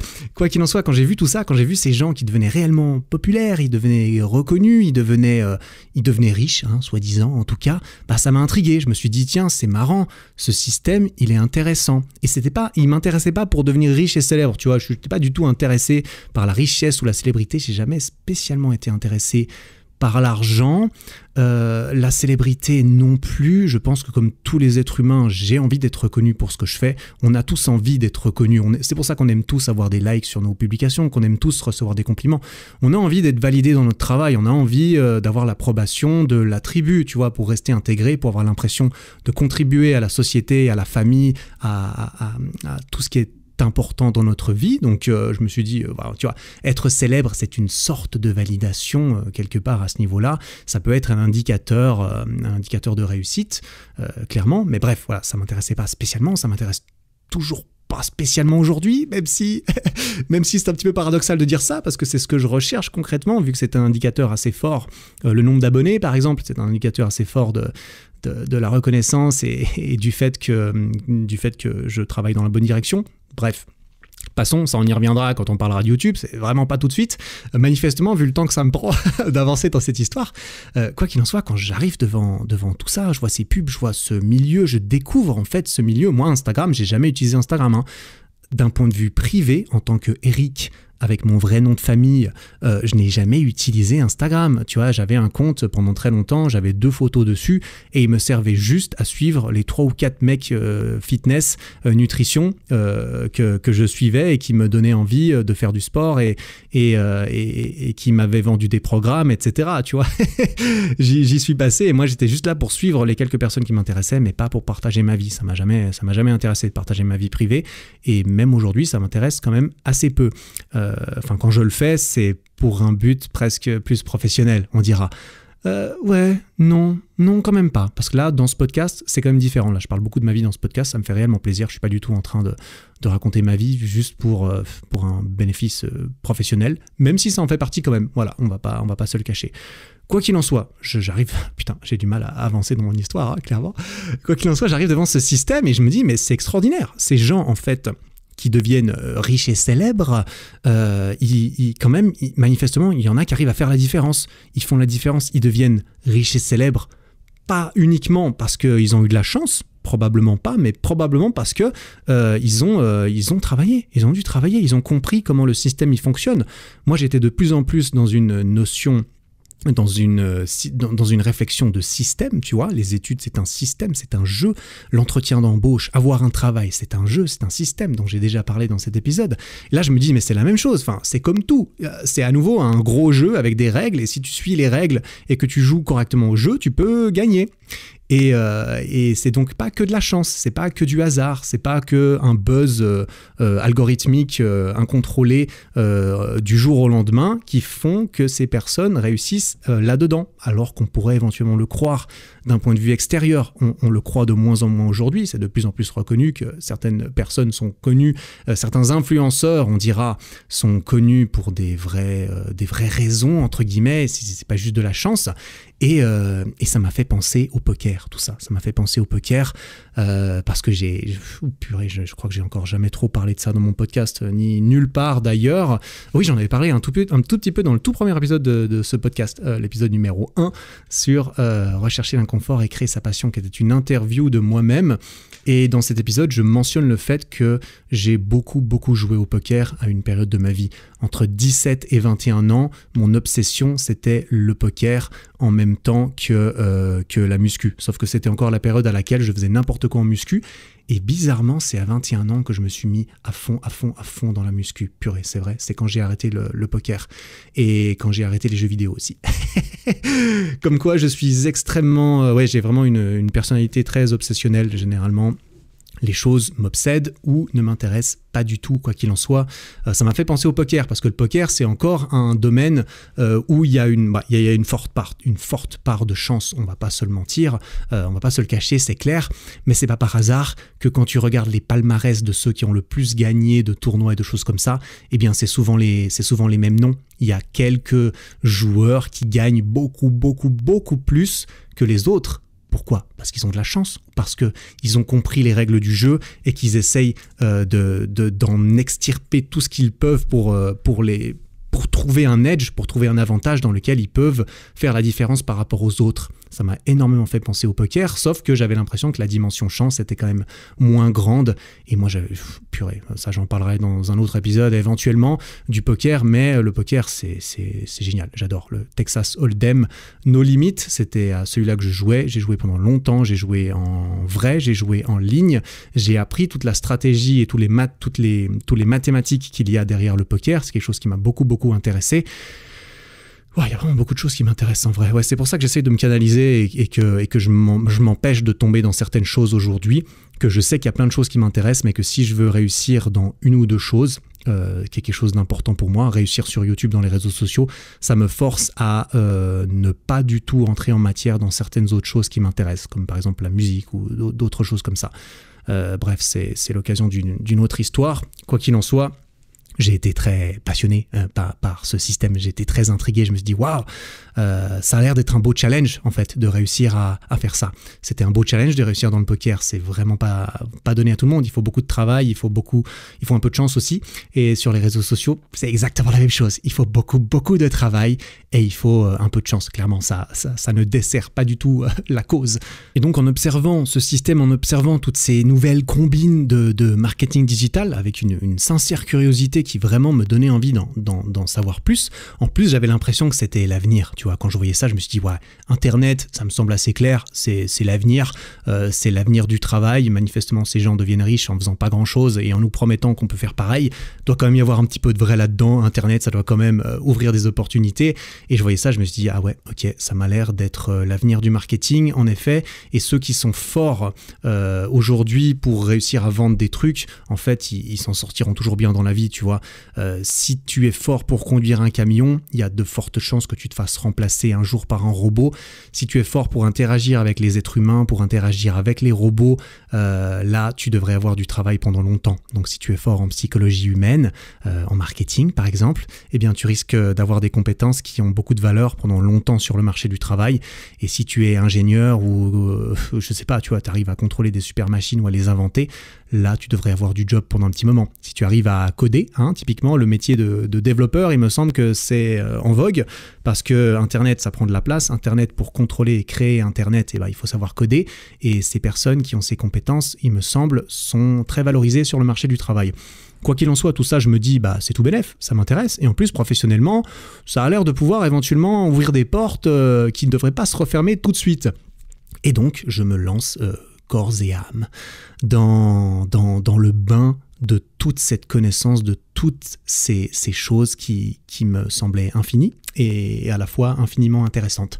Et j'ai donc commencé à m'informer autant que j'ai pu. Et là, du coup, c'était pendant mon service civil, pendant ces 6 mois. Je pense que c'était pendant les 4 derniers mois que je me suis vraiment commencé à creuser à fond ce sujet, en parallèle de mon travail, en parallèle de mon sport, en parallèle du reste de ma vie, de ma copine, etc., que j'avais aussi en dehors de mon travail toujours. Et je commence à m'informer autant que possible sur ces réseaux sociaux. Je lis des tonnes d'articles, je fais plein de choses. Je lisais les articles sur un site qui s'appelle Social Media Examiner, socialmediaexaminer.com, qui est une des plus grosses références anglophones sur le marketing de réseaux sociaux, que je suis toujours aujourd'hui. Ils ont également un podcast qui s'appelle Social Media Marketing Podcast, tu vois, un titre bien SEO, quand tu tapes social media marketing sur Google, tu tombes très vite sur leur site, tu tombes très vite sur leur podcast, et c'est de la grosse qualité. Et ça fait, je sais pas, 5 ans que je suis un peu ce qu'ils font. J'écoute toujours régulièrement ces podcasts. J'écoute beaucoup de podcasts de marketing parce que c'est vraiment quelque chose qui m'intéresse énormément. Et on me demande souvent quel podcast j'écoute. Eh bien, celui-là, on fait partie. Social Media Marketing Podcast. Je l'écoute moins aujourd'hui parce que ça tourne un petit peu en rond quand même, mine de rien. Au bout d'un moment, il te reste plus que l'actualité à dépecer.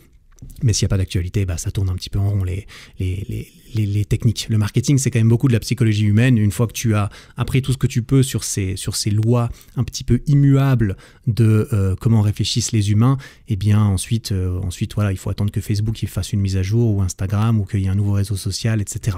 Quoi qu'il en soit, j'avais énormément de retard, j'y connaissais rien du tout. Du coup, j'ai vraiment consommé tout ce sur quoi je pouvais mettre ma main, mes yeux, en dehors de mon travail. Pendant mon travail, je lisais un petit peu des articles, des fois à midi, etc. J'ai aussi recherché des formations spécifiques. J'ai acheté des formations spécifiques. Je me souviens que j'avais acheté une formation sur Instagram. Comment ça s'appelait ? Instagram Domination, je crois que ça s'appelait Instagram Domination, un truc du genre. C'était comment réussir à s'épaire sur Instagram en faisant du follow and follow, en faisant des comment ça s'appelle, ces groupes avec tu faisais des groupes avec des grosses pages, t'arrivais à te faire des potes qui avaient des grosses pages, et en fait ce qu'on faisait, c'est que dès qu'il y en a un qui publiait, je l'ai fait plus tard, ça s'est arrivé plus tard, mais ça c'est ce que j'ai appris avant, c'est que en fait quand t'avais une page avec 100 000 abonnés qui venaient liker ta publication, eh bien c'était reconnu positivement par l'algorithme d'Instagram, et en fait ton post était reconnu comme étant plus intéressant s'il était liké par des pages plus influentes, et donc il était plus facilement mis en avant dans l'onglet Explorer, tu sais, l'onglet de la petite loupe sur Instagram, et donc tu avais beaucoup plus de chances de percer si des pages avec des gros nombres d'abonnés venaient liker. Et donc ces pages de gros nombre d'abonnés faisaient des groupes où dès qu'il y en a un qui postait, eh bien toutes les autres pages allaient liker et commenter,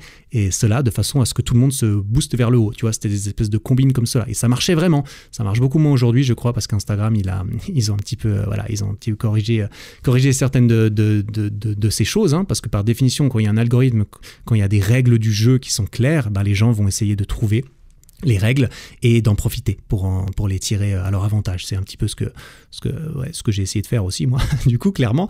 Et donc, je lis ces formations, je commence à suivre des entrepreneurs comme Gary Vaynerchuk. Gary V, un des entrepreneurs les plus connus sur les réseaux sociaux, si ce n'est le plus connu, que je suis beaucoup encore aujourd'hui, dont j'ai consommé avec passion le contenu pendant très longtemps, et aujourd'hui encore, jusqu'au début du confinement. Après, il a dû arrêter ses vlogs qui étaient très intéressants avec le confinement et tout. Donc j'ai un petit peu moins suivi cette dernière année, mais du coup j'ai découvert ce mec, j'ai lu ses livres, il a fait beaucoup de livres qui sont très intéressants. Il a une mentalité très très très très cool à laquelle je m'apparente pas mal, je dois dire, qui n'est pas de faire un max d'argent, qui n'est pas d'avoir un max de succès, mais qui est en premier de se concentrer sur des valeurs qui sont très utiles d'un point de vue personnel, qui sont la patience, qui sont est-ce que je suis plus heureux en faisant ça, même si ça me donne moins de likes, ou est-ce que je suis moins heureux en faisant ça, même si ça me donne plus de likes, tu vois, il est beaucoup là-dedans, et je trouve qu'il partage des valeurs très très intéressantes. Bref, j'ai lu quasiment tous ses livres, sauf erreur à ce moment-là. Bref, je me suis immergé autant que possible dans toutes ces informations disponibles. Autant les informations qui étaient disponibles sur le moment, comme par exemple toutes ces techniques, tous ces guides, tous ces livres sur la psychologie humaine et ce genre de choses et ce genre de fondamentaux du marketing, autant dans ces informations-là que dans l'actualité qui sortait au jour le jour sur les nouveaux réseaux sociaux. Je me souviens qu'à ce moment-là, Snapchat, c'était largement plus à la mode qu'aujourd'hui, clairement. Et bref, j'essayais de rester là-dedans autant que possible. Et ouais, juste chaque seconde, entre guillemets, que j'avais de disponible en dehors de tout ce qui était important dans ma vie, c'est-à-dire mon travail, le sport, ma copine, mes amis, eh bien, au lieu de regarder des séries, comme je l'ai beaucoup fait pendant mes études, eh bien, j'apprenais. Et un jour, je tombe sur une publicité sur YouTube qui a allumé l'étincelle de ce premier projet entrepreneurial que j'ai commencé. Je tombe sur la publicité d'un mec qui a buzzé. Cette publicité, elle a percé le game de YouTube. Je crois qu'elle a 70 millions de vues. Le mec s'appelle Tai Lopez. Peut-être que tu as entendu parler de lui. Il a fait notamment une publicité où il est dans son garage avec sa Lamborghini et il essaie de te vendre une formation gratuite, entre guillemets, qui amène ensuite à acheter une formation payante, comme beaucoup de gens font, parce que ça marche très bien manifestement. Et quand je suis tombé sur cette publicité, j'ai commencé à suivre ce que ce mec faisait et c'est grâce à ça que je me suis lancé ensuite dans mon projet entrepreneurial à la sortie de cette affectation au service civil. Je pense pas que je vais entrer beaucoup plus dans les détails à ce niveau-là parce que cet épisode est déjà relativement long. J'espère avoir pu couvrir un petit peu le sujet de l'idée. L'idée, comment est-ce que j'ai trouvé l'idée pour lancer mon projet? Comment est-ce que je suis tombé là-dedans?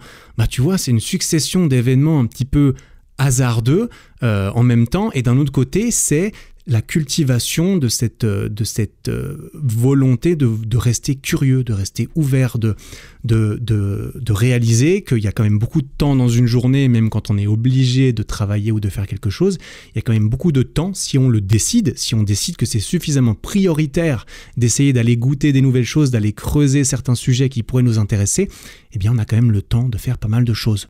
Et donc j'arriverai dans le prochain épisode, au début du prochain épisode, finalement j'arriverai à comment j'ai commencé à réaliser que j'allais vouloir lancer ma propre agence de marketing digital, car c'était la suite de tout cela et de cette publicité de Tai Lopez et d'avoir suivi une des formations de Tai Lopez pour le coup, que j'ai voulu lancer cela. Et ça j'en parlerai du coup dans le prochain épisode très certainement, qui arrivera probablement dans 2 semaines, si je ne décide pas de faire une pause plus longue avec ces épisodes. Ça dépendra aussi de tes retours, on verra si... Tu vois, concrètement, moi je peux voir le nombre de personnes qui ont téléchargé et écouté un épisode. Si je vois que cet épisode numéro 2 fonctionne un petit peu moins bien, je vais peut-être un petit peu plus varier les sujets et les plaisirs, quoi qu'il en soit. Quoi qu'il en soit, pour conclure comme il se doit cet épisode numéro 2, pour revenir un petit peu à la question de Lucas et au thème global de cet épisode qui n'est pas vraiment comment j'ai lancé mon projet, mais qui est plutôt comment j'en suis arrivé à trouver cette idée de laquelle est venu mon projet. Je pense avoir pas mal répondu à cette question dans cet épisode, dans les grandes lignes. Mais si je devais résumer encore cela, je pense du coup que comment j'ai trouvé l'idée de mon projet, en fait, c'est du coup la succession de tous ces événements. Mais en gros, le point commun dans ces événements, c'est que j'ai eu du temps. J'ai eu du temps, j'ai eu 6 mois pendant lesquels j'ai pu profiter de la vie et faire la fête, ce qui fait qu'une fois que ça c'était derrière moi, voilà, au moins ce n'était plus à refaire, on dira.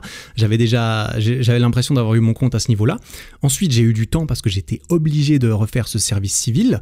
Ça c'était une chance, au final, clairement, moi je considère que c'était une chance d'avoir eu à faire toutes ces affectations obligatoires parce qu'elles m'ont amené à avoir le temps dans mes journées de réfléchir et de me rendre compte qu'il y a du temps, il y a beaucoup de temps et que je peux essayer de m'intéresser à plus de choses qui m'intéressent déjà. Donc je suis resté, j'étais pas du tout en train de chercher un projet, tu vois, je suis tombé là-dessus un petit peu au hasard, succession d'événements.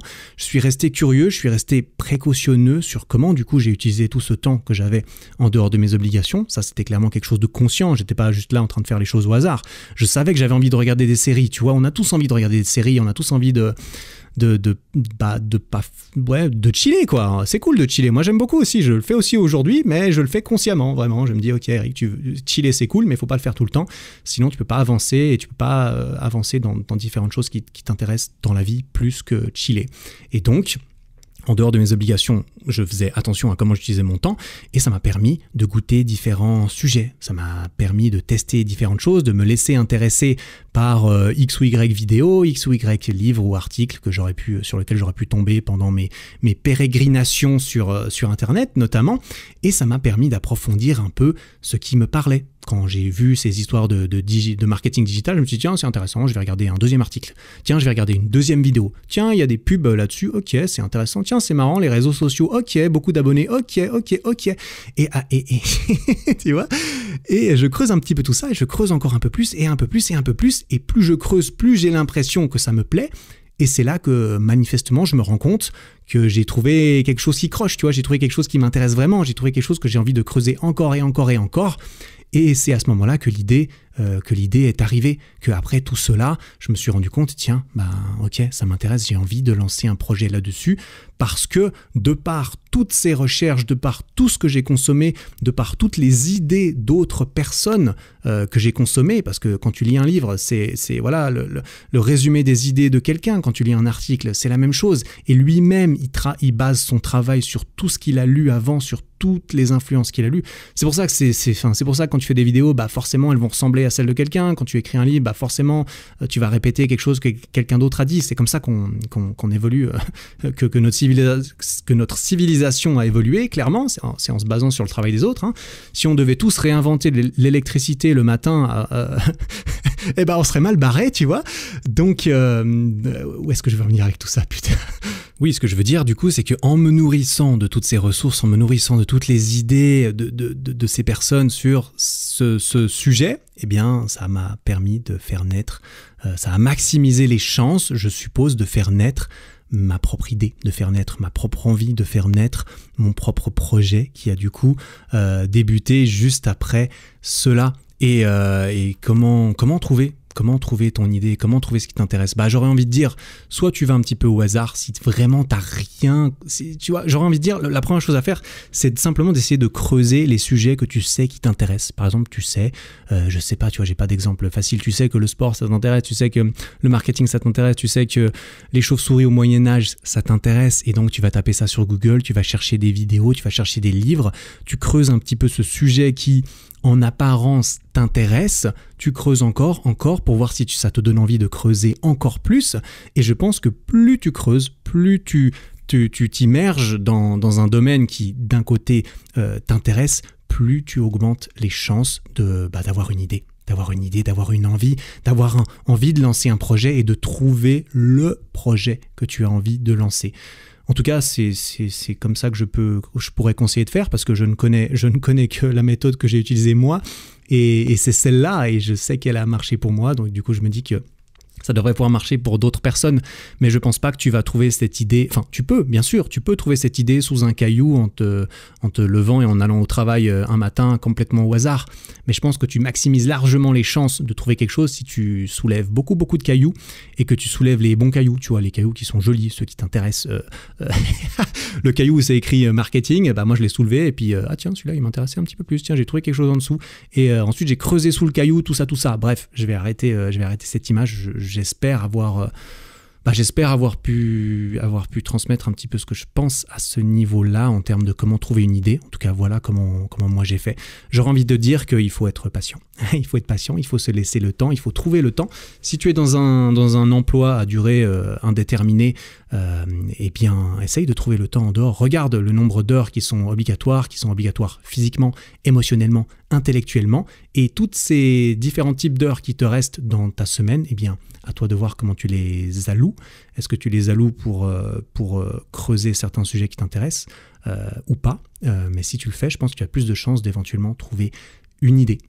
Donc voilà, quand tu fais tes livraisons Uber Eats le soir, si tu écoutes des podcasts sur des sujets qui t'intéressent, sur la cuisine, sur la psychologie, sur le développement personnel, eh bien ça va peut-être plus facilement faire germer des idées dans ton esprit de projet que si tu écoutes par exemple de la musique. Ce qui peut aussi aider, on est d'accord, mais à toi de voir, à toi de creuser, à toi d'essayer et à toi d'essayer de te donner le temps de trouver une idée à lancer. Voilà, je crois que je vais m'arrêter là pour cet épisode. Aujourd'hui, il est déjà suffisamment long, purée. Donc, dans l'épisode 3 que tu verras apparaître sur ce podcast dans 2 ou 3 semaines, je suppose, eh bien, je te raconterai la suite. Je te raconterai comment est-ce que cette publicité de Tai Lopez que j'ai vue m'a amené à me renseigner sur une agence de marketing digital sur les réseaux sociaux et comment est-ce que j'ai lancé mon agence, parce que c'était ça mon projet. J'ai vraiment lancé une agence de marketing digital. Ah, c'est un grand mot, hein. Une agence entre guillemets, parce que c'était moi tout seul, mais c'est comme ça que je me présentais quand j'ai été prospecté pour trouver des clients, quand j'ai été littéralement toqué aux portes de petites entreprises pour leur dire « Bonjour, payez-moi pour que je m'occupe de vos réseaux sociaux ». Là, c'est la version complètement résumée, mais c'est exactement ça que j'ai fait. C'était une expérience extraordinairement enrichissante, hein, à nouveau, encore et encore. Je pense qu'il faut essayer de les cultiver, ces expériences. Moi, j'en garde des très bons souvenirs. Hein. Expérimenter des trucs, je valide, je conseille. Quoi qu'il en soit, je parlerai de cela et je parlerai de comment est-ce que j'ai réussi à la fois à lancer mon agence et à la fois à terminer mon master par une espèce de combine digne de moi-même, du coup, c'est-à-dire comment réussir à remplir mes obligations tout en faisant le minimum pour remplir mes obligations, tout en maximisant le temps et les moyens de creuser les choses qui m'intéressent vraiment, c'est-à-dire en dehors de mes obligations. Voilà, à l'image de beaucoup de choses dans ma vie, manifestement, je me rends compte en faisant ces épisodes que j'ai passé beaucoup de temps dans ma vie jusqu'à présent à essayer de faire le minimum là où je suis obligé pour pouvoir me concentrer sur ce qui m'intéresse vraiment. Et c'est peut-être bien ce genre de mentalité qui m'a amené à l'entrepreneuriat. Hein, voilà, c'est tout à fait possible. Quoi qu'il en soit, voilà un petit peu ce qui va se passer dans le prochain épisode. Je crois que j'arrive à la fin de celui-ci. À nouveau, si tu veux me poser une question, me laisser un message vocal, me donner du feedback sur cet épisode, tu peux le faire par écrit sur ericflag.com/29, comme le numéro de cet épisode, ou sur ericflag.com/podcast, tu peux m'enregistrer un petit message vocal que je vais écouter avec un énorme plaisir. Si c'est une question, je la mettrai de côté et j'y répondrai éventuellement dans un épisode futur ou dans le prochain épisode, tout dépend le sujet, tu vois. Et si c'est juste pour me dire « Salut Eric, le podcast est cool, merci, voilà, ça me plaît bien », ou bien voilà ce que tu pourrais faire, ce que j'aimerais bien avoir, ce que j'aimerais bien entendre, ce que tu pourrais faire mieux, ça me va aussi, hein, le feedback, c'est cool. Tout comme tu peux me laisser une petite review sur iTunes, tu vas sur iTunes, sur Apple Podcast, tu tapes Eric Flag dans la barre de recherche, tu trouves mon podcast et tu laisses un petit commentaire et une petite note sur 5 étoiles, tu vois. Si tu as envie de me faire plaisir, tu peux faire ça. Moi, j'adore lire ces reviews, évidemment, parce qu'en plus, soi-disant, ça peut aider le podcast à être découvert par plus de monde. Si tu veux m'aider à faire découvrir ce podcast, il suffit de le partager, hein, de dire à quelqu'un, tiens, ce podcast, il est cool, ou bien de le partager dans ta story Instagram. Bref, voilà, ça, il y a zéro pression, zéro obligation, c'est pas pour que tu le partages que je fais ce podcast. Loin de là, sinon je ferais pas des épisodes d'1h30, hein, je ferais des petits épisodes de 15 minutes blindés de pub pour tout ce que je vends, hein, parce que je vends des trucs, mais j'en parle pas sur ce podcast, parce que c'est pas vraiment pour ça que je l'utilisais de base. Quoi qu'il en soit, moi ça me fait méga plaisir de faire ces épisodes, j'espère que ça te fait plaisir de les écouter. Je te remercie pour ton temps, ton attention, et puis on se retrouve la semaine prochaine pour une petite discussion avec mon très cher ami Elio. Et ouais, en attendant, travaille bien, prends soin de toi.